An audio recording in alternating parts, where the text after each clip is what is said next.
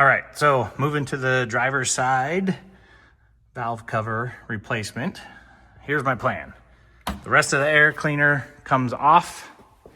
That should be, I think, everything I need from the front so that I can get in there and take things off. And then, obviously, this hose here off the top of the valve cover. I am going to loosen up the wiring harness just like on the other side, pull that out of the way, DC all of the connections to the injectors and the spark plugs. Since I'm going to be replacing the spark plugs anyway, all of the spark plug coils will come out. And I think that should be all I need to do as far as getting stuff out of the way to get this thing off. I've seen a couple videos online where people have done the driver's side and they indicated that it was not too difficult. And they also indicated that they thought that the passenger side would be much more difficult. So that's my plan. I'm going to get all that stuff out of there, and I'll bring you guys back to see how difficult it is to get out of here. Okay, so I'm ready to take this driver's side valve cover off. I've gotten everything out of the way. There's a couple extra wires and hoses to move out of the way, but if you guys are doing it, you'll figure it out. I figured I'd videotape to see how it comes off. I started out by taping as many of those bolts pulled out as possible, since I learned the hard way on the other side. So I'm gonna go to the front of the rig and see if I can loosen this thing up and start pushing it this way.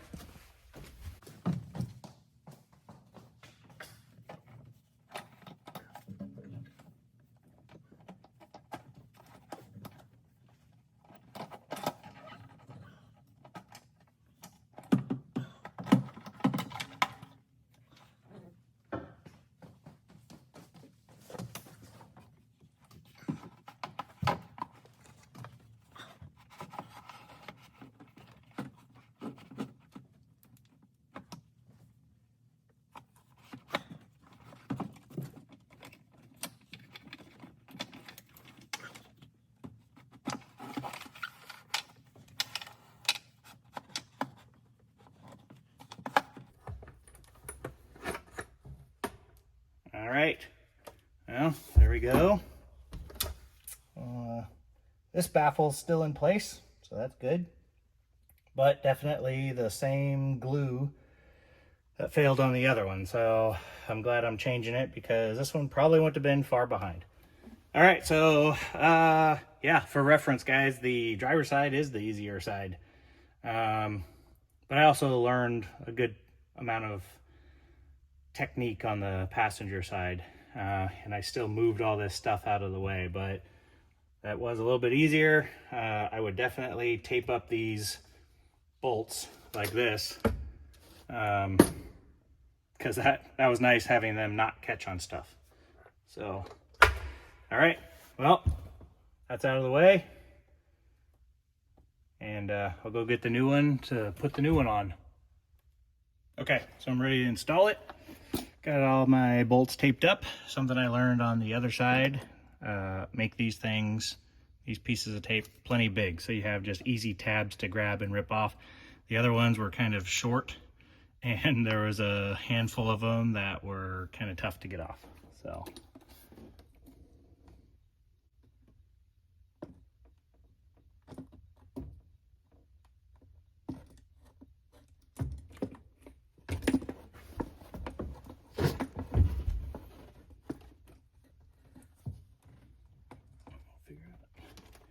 figure out what angle to start this thing at. There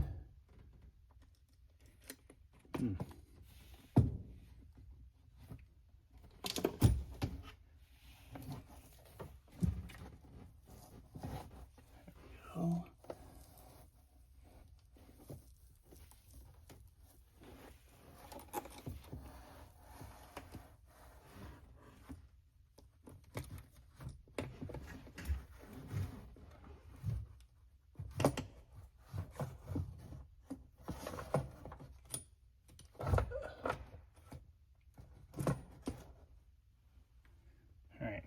Hopefully my head wasn't blocking that the whole time.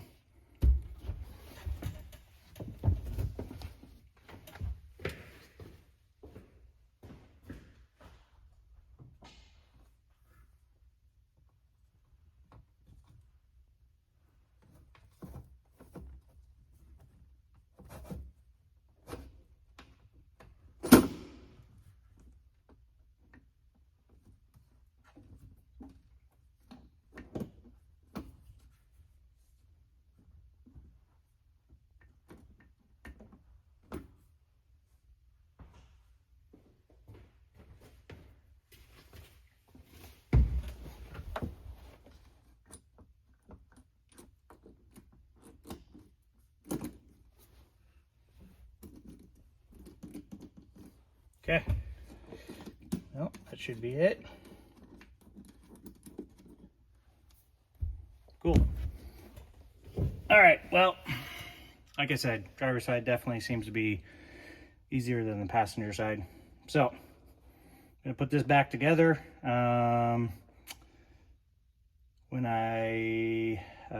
These, according to the internet, are torqued at 89 inch-pounds. It seemed like the ones that I took off were tighter than that, but you know, they're also been on the rig for a while. So 89 inch-pounds is what I torqued the other side at. And then I think it was 22 foot-pounds is what I torqued the spark plugs at when I put them back in, or put in the new ones. So, all right, I'm gonna get all this put back together and fire the thing up. Hope it runs. All right, ladies and gentlemen, I'm getting ready to take out the old spark plugs, put the new ones in, but I figured I'd bring you back and show you that this is why you blow out the spark plug well before you take the old spark plug out.